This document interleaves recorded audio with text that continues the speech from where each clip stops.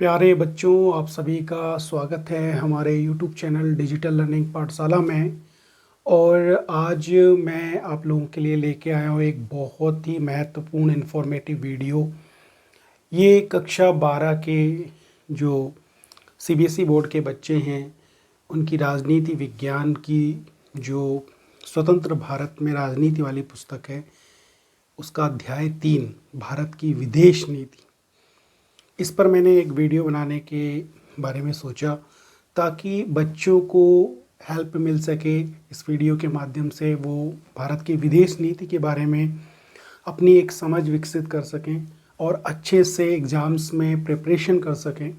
इस चैप्टर के विभिन्न महत्वपूर्ण जो कॉन्सेप्ट्स हैं उनको वो समझ सकें।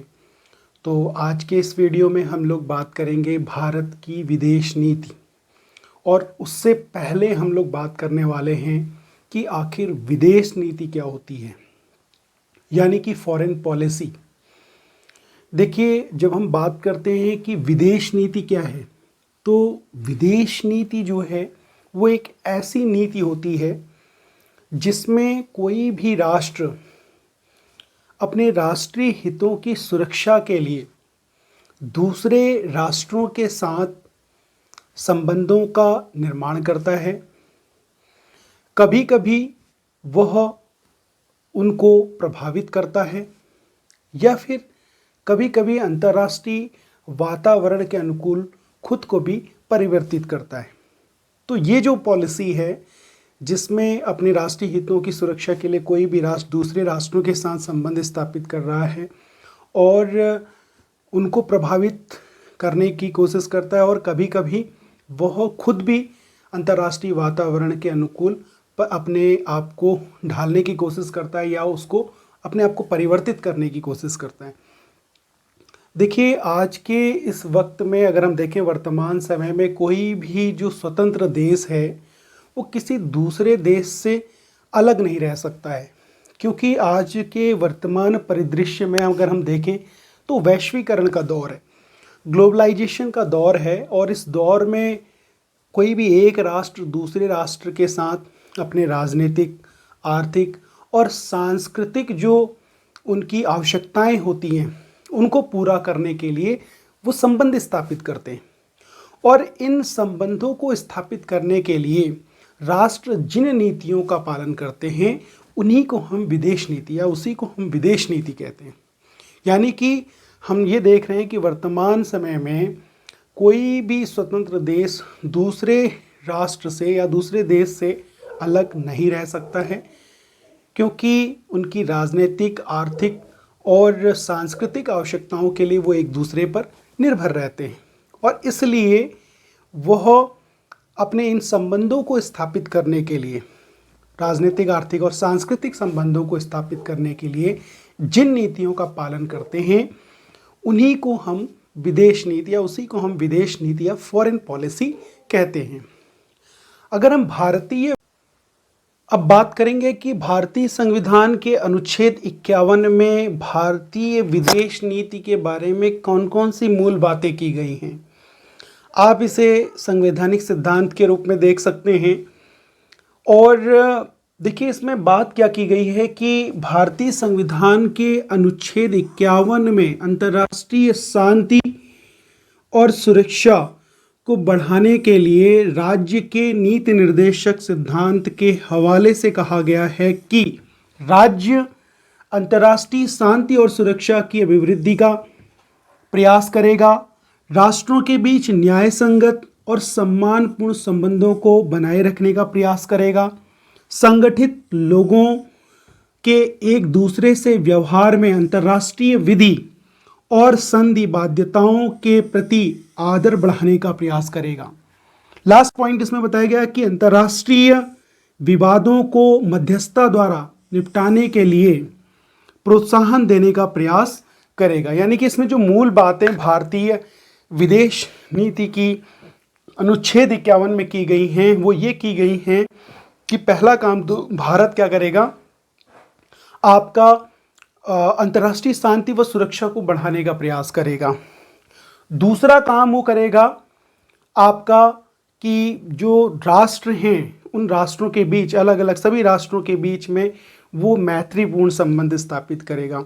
तीसरा कि वो न्याय, निष्पक्षता और सम्मानपूर्ण कार्यों को करने के लिए सबसे पहले अपनी जो पहल करेगा, यहाँ पे क्या कोशिश करेगा कि वो न्याय हो सभी राष्ट्रों के बीच में, निष्पक्षता हो, कोई भी ऐसा कार्य अगर आप कर रहे हैं तो वहाँ पे न्याय होना चाहिए, निष्पक्षता होनी चाहिए और सम्मानपूर्ण होना चाहिए। इसके लिए वो सबसे आगे रहेगा।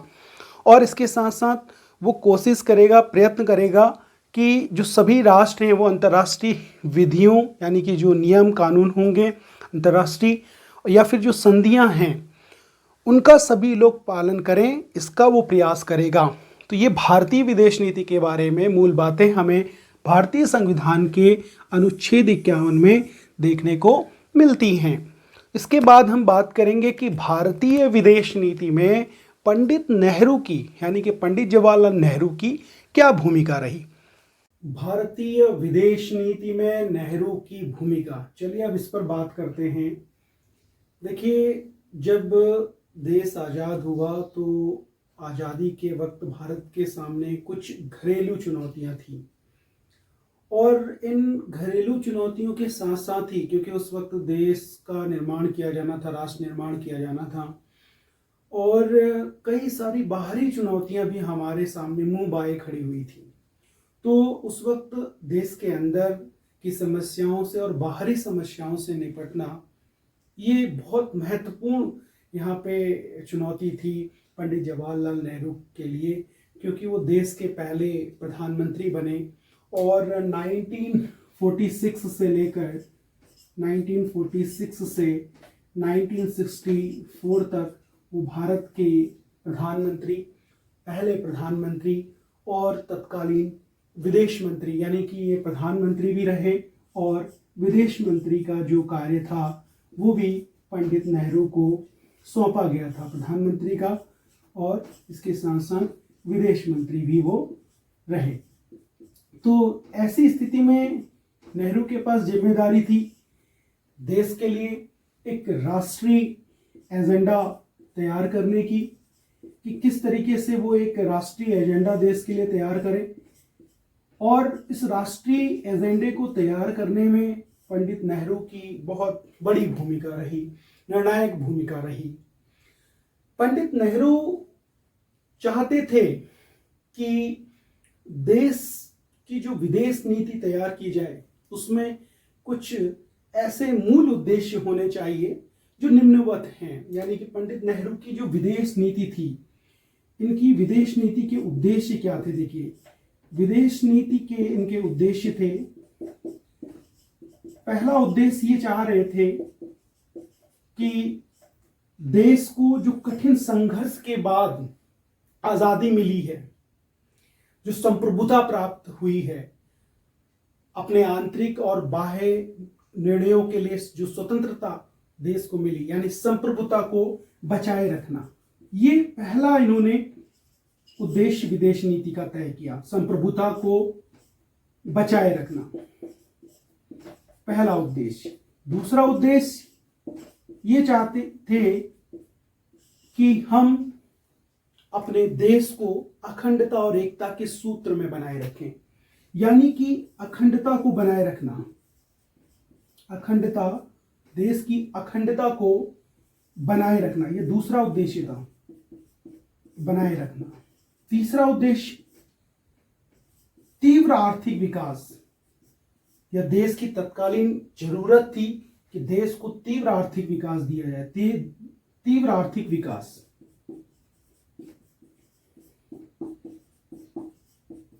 और नेहरू इन तीनों उद्देश्यों को गुट निरपेक्षता के द्वारा प्राप्त करना चाहते थे, गुट निरपेक्षता के द्वारा प्राप्त करना चाहते थे। दरअसल गुट निरपेक्षता क्या थी? हमने देखा कि जब कोल्ड वॉर का दौर चल रहा था, शीत युद्ध का दौर, उस समय पूरा विश्व दो खेमों में बढ़ चुका था। एक तरफ पश्चिमी यूरोप था और दूसरी तरफ पूर्वी यूरोप। पश्चिमी यूरोप का अगुवा जो था वो था संयुक्त राज्य अमेरिका, और पूर्वी यूरोप का जो अगुवा था वो था सोवियत संघ।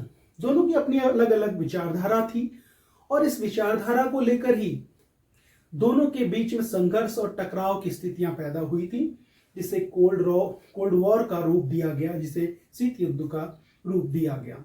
अब ऐसी स्थिति में क्या था कि भारत के पास या तो भारत अमेरिका के ग्रुप में जाता या फिर सोवियत संघ के ग्रुप में जाता, लेकिन नेहरू चाहते थे कि वो दोनों गुटों से अलग रहकर अपने लिए एक स्वतंत्र विदेश नीति का निर्माण करें, जिसमें वो किन्हीं उन दोनों गुटों में शामिल ना होकर वो अपने लिए एक स्वतंत्र विदेश नीति बनाए। और नेहरू ने ऐसा ही किया। उन्होंने गुट निरपेक्षता की नीति का अनुसरण किया। गुट निरपेक्षता का अर्थ था गुटों से अलग रहकर अपने लिए स्वतंत्र विदेश नीति बनाना, विश्व में शांति, न्याय और सत्य को स्थापित करना। अगर कोई भी ऐसा मुद्दा है तो उस पर जो हमारा देश है भारत, वो उसकी सत्यता की जांच के आधार पर वह उसका पक्ष रखेगा। यानी कि भारत तटस्थ नहीं रहेगा, ना ही पृथक रहेगा, बल्कि वह उस बात की सत्यता, जो भी बात होगी, जो भी विमर्श होगा, उसकी सत्यता की जांच करके अपना पक्ष रखेगा। तो नेहरू ने गुट निरपेक्षता के द्वारा इन लक्ष्यों को प्राप्त करने का उद्देश्य, इन विदेश नीति के अंतर्गत इन लक्ष्यों को प्राप्त करने का निर्णय किया। उस वक्त क्या था कि कई सारी पार्टियां और कई सारे ऐसे समूह थे जो चाहते थे कि भारत अमेरिका को ध्यान में रखकर, क्योंकि अमेरिका एक लोकतांत्रिक देश है, डेमोक्रेटिक कंट्री है, लोकतांत्रिक देश के साथ साथ उसने पूंजीवादी उदारवादी विचारधारा को अपनाया हुआ था।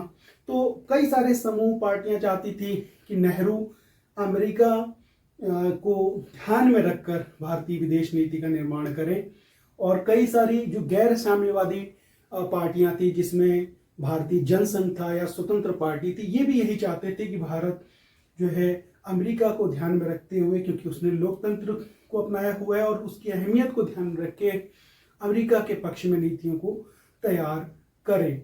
लेकिन नेहरू को इन सब से आगे बढ़कर जो है दक्षता हासिल थी, या हम ये कह सकते हैं कि उनको इसकी जानकारी ज़्यादा थी कि किस तरीके से हम अपनी विदेश नीति को तैयार कर सकते हैं और हम किसी भी गुट में भी शामिल ना हों, ताकि दोनों गुटों का लाभ हमें मिल सके, चाहे वो सोवियत संघ हो, चाहे वो संयुक्त राज्य अमेरिका हो। इसलिए उन्होंने गुट निरपेक्षता की नीति के आधार पर भारतीय विदेश नीति की रचना की।